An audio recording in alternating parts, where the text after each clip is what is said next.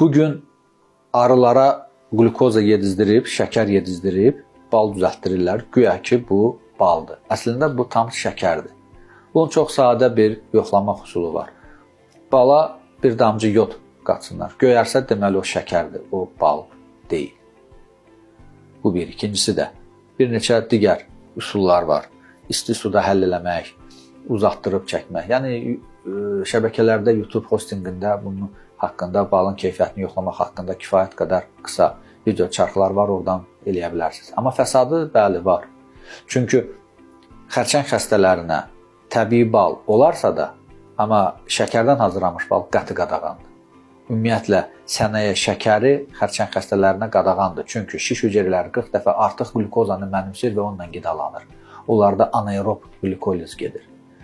Ona görə də o fəsaddır, o heç yaxşı bir şey deyil, o çox pisdir.